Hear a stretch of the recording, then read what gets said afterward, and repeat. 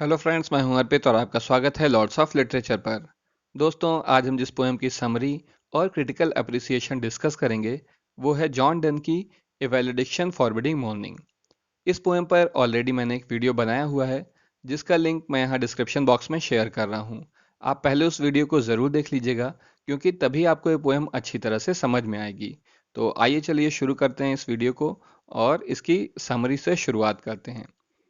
तो जैसा कि आप देख सकते हैं ये समरी आपके सामने है, लेकिन आपके लिए एक बात जानना ज़रूरी है कि जॉन डन अपने घर से दूर जा रहे थे। इस पोएम को लिखने से पहले उन्हें अपने फ्रेंड के साथ एक राजनयिक यात्रा पर जाना था, जबकि उनकी वाइफ जो कि इस समय प्रेग्नेंट थी वो इस वजह से बहुत ज़्यादा दुखी थी। तो जॉन डन ने ये पोएम अपनी वाइफ के लिए लिखी है जिनका नाम है एन मूर। तो चलिए इसको शुरू करते हैं। The speaker explains that he is forced to spend time apart from his lover। यानी कि जॉन डन ये कहते हैं, अपनी वाइफ को एक्सप्लेन करते हैं, उन्हें बताते हैं कि अब उनका बाहर जाना बहुत ज़रूरी है, अपनी लवर से यानी अपनी वाइफ से दूर जाना बहुत ज़रूरी है।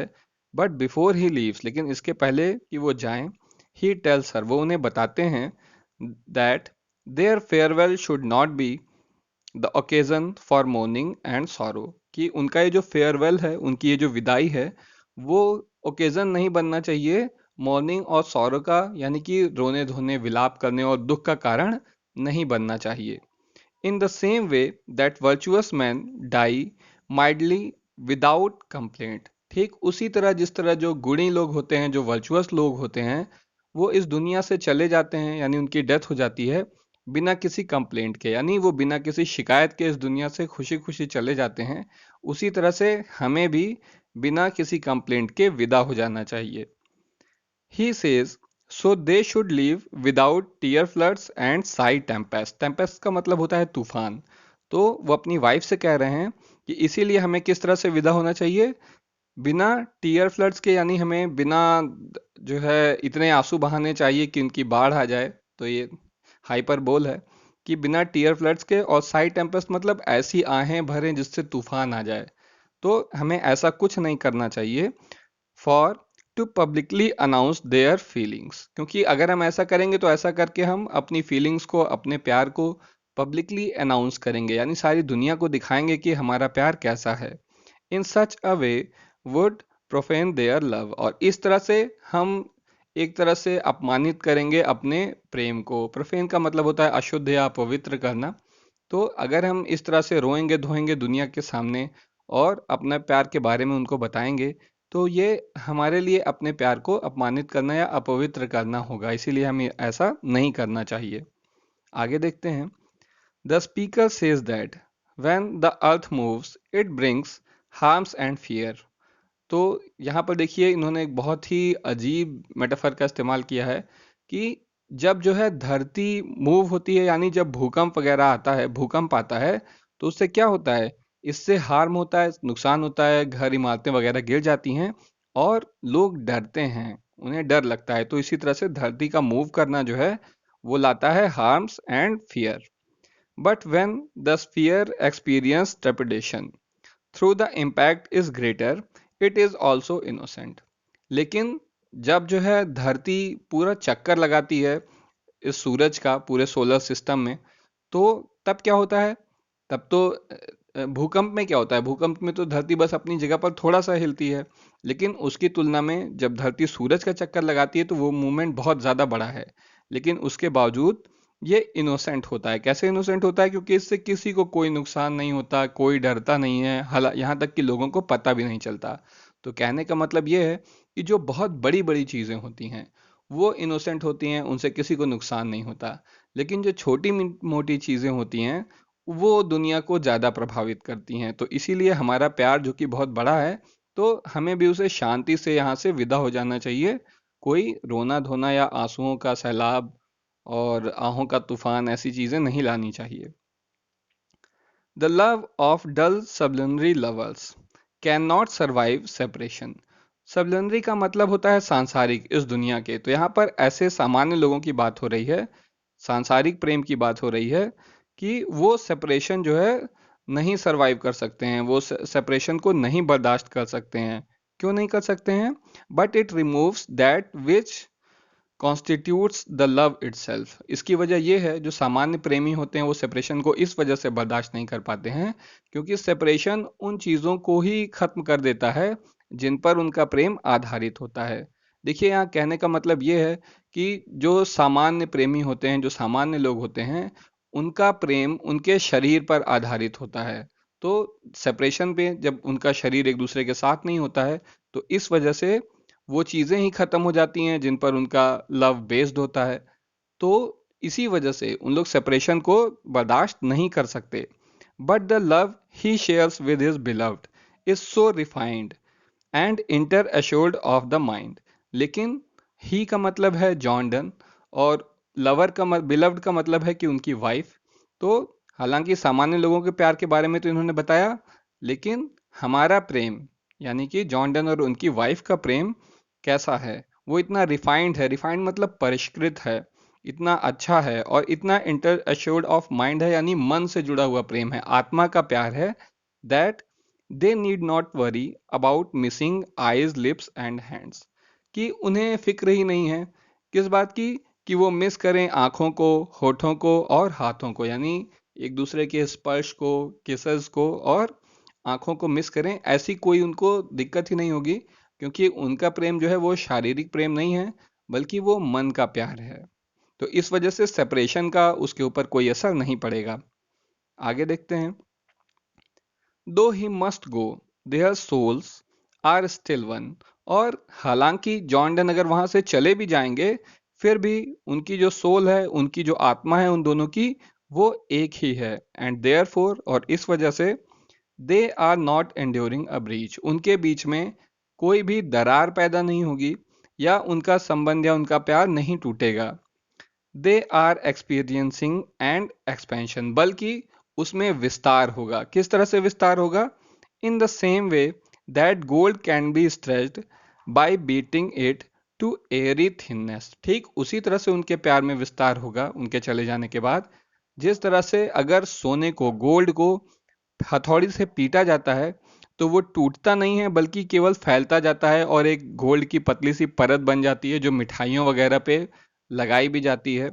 और चांदी का भी वर्क होता है, गोल्ड का भी वर्क होता है। आपने अगर मिठाइयाँ भी खाई होंगी या इस तरह की चीज़ें देखी होंगी तो आप जरूर इस बारे में जानते होंगे।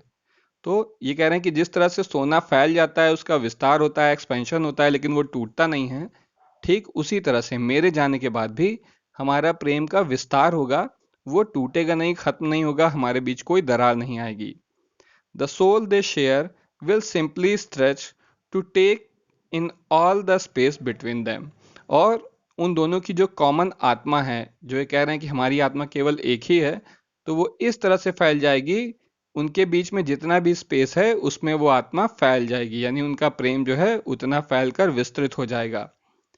If their souls are separate, और अगर ऐसा मान भी लिया जाए कि उनकी आत्मा कोई एक आत्मा नहीं है, उन लोग की आत्मा अलग अलग है, दो आत्माएं हैं, he says they are like the feet of a compass. Compass का मतलब होता है वो गोला प्रकार, ज्योमेट्री बॉक्स में होता है जिससे हम लोग सर्कल ड्रॉ करते थे। हिंदी में उसे गोला प्रकार कहते हैं, हमारी तरफ, आपकी तरफ हो सकता है कुछ और कहते हो। तो ये कह रहे हैं कि और अगर मान भी लिया जाए कि हमारी आत्मा एक नहीं है, दो है, तो वो इस तरह से दो है जैसे कि कंपास के दो फीट होते हैं, दो पैर होते हैं। His lover soul is the fixed foot in the centre, और उनकी जो वाइफ हैं उनका फीट वो वाला है जो सेंटर में फिक्स रहता है। And his is the foot that moves around it, और उनका फुट वो वाला है जो उसके जो मूव करता है उसके अराउंड और जो सर्कल को बनाता है। The firmness of the centre foot makes the circle that the outer foot draws perfect.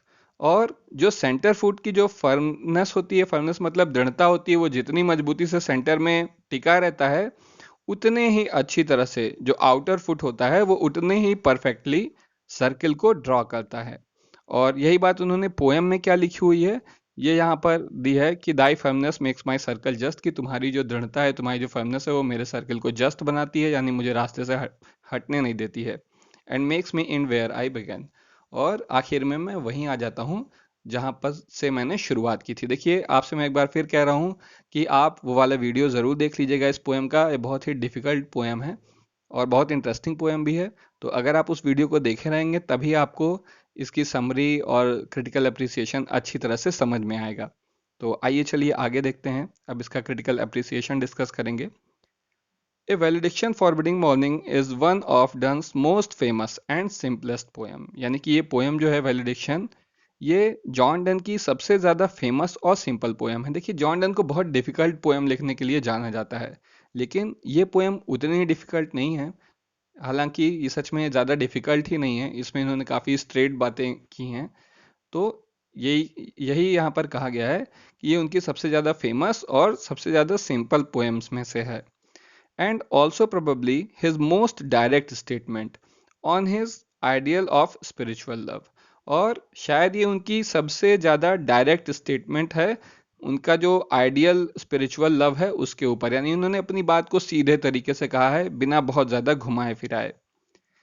Here anticipating a physical separation from his beloved. और यहाँ पर हो क्या रहा है कि वो एंटिसिपेट कर रहे हैं, यानी कि उम्मीद कर रहे हैं, यानी उन्हें पता है कि अब क्या होगा कि उन्हें उनके बीच सेपरेशन होगा, फिजिकल सेपरेशन होगा, यानी वो कहीं दूसरी जगह चले जाएंगे जबकि उनकी वाइफ घर पे ही रहेंगी।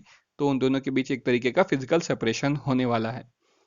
He invokes the nature of that spiritual love towards of the tear floods and sigh tempest that might otherwise attend on their farewell। तो अब ये कह रहे हैं कि आमतौर पे ऐसी स्थिति में क्या होता है कि बहुत आंसू बहाए जाते हैं, बहुत आहें भरी जाती हैं। तो लेकिन इनका जो स्पिरिचुअल लव है वो तो ऐसा नहीं करेगा, लेकिन फिर भी ये जो है इसको इन्वोक कर रहे हैं, यानी बता रहे हैं, उम्मीद कर रहे हैं कि जो इस तरह के आंसू आंसू बहाने वाले सामान्य परिस्थितियों में जो घटनाएं होती हैं, ये उसके बारे में यहाँ पर आगे लिख रहे हैं। The poem is essentially a sequence of metaphors. ये पोएम जो है ये वास्तव में मेटाफर्स का एक सीक्वेंस है, यानी पूरी एक के बाद एक मेटाफर्स इस पोएम में आती चली जाती हैं। एंड कंपैरिजन, और बहुत सारे कंपैरिजन हैं इस पोएम्स में। Each describing a way of looking at there separation. और ये सभी क्या कर रहे हैं, ये सभी किसी न किसी तरीके से उनके सेपरेशन की ओर देख रहे हैं या उनके सेपरेशन की ओर इशारा कर रहे हैं इस तरह से that will help them to avoid the mourning, जो कि उनकी मदद करे मॉर्निंग को अवॉइड करने में, यानी कि रोने को रोए हुए ना, कोई दुखी ना हो, कोई आहें ना भरें, इस चीज़ को अवॉइड करने में इस तरह के वो एग्जाम्पल दे रहे हैं। Forbidden by the poems title. देखिए, फॉरबिडन का मतलब होता है, फॉरबिडन का मतलब होता है किसी चीज़ के लिए मना करना या फिर कोई चीज़ हराम होना। जैसे in some religions consuming alcohol is forbidden. तो मना होना, हराम होना, प्रतिबंधित होना, ये सारे मतलब होते हैं। तो यहाँ पर मॉर्निंग फॉरबिडन है, मतलब रोना मना है। तो यही कह रहे हैं कि यहाँ पर ऐसे लगातार बहुत सारे मेटाफर्स हैं जिसकी वजह से मॉर्निंग को फॉरबिडन किया जा रहा है। आगे देखते हैं। The compass. देखिए, ये बहुत फेमस एग्जाम्पल है कि ये एक ऐसा मेटाफर है जो बहुत ही ज़्यादा, मतलब लोग सरप्राइज हो गए थे इसको देखकर। The compass is one of Donne's most famous metaphor. ये बहुत ही इनका मशहूर मेटाफर है compass. And it is perfect image to encapsulate the value of Donne's spiritual love. Spiritual love मतलब आध्यात्मिक प्रेम, प्रेम ही जो आत्मा से जुड़ा हुआ हो। और ये बहुत ही जो है फेमस जो इनका मेटाफर है, ये इसका इस्तेमाल इन्होंने किस लिए किया है, इसका इस्तेमाल इन्होंने बहुत ही परफेक्ट रूप से इमेज करने के लिए किया है, इनकैप्सुलेट, उन वैल्यूज को इनकैप्सुलेट करने के लिए जो स्पिरिचुअल लव की होती हैं। आगे देखते हैं।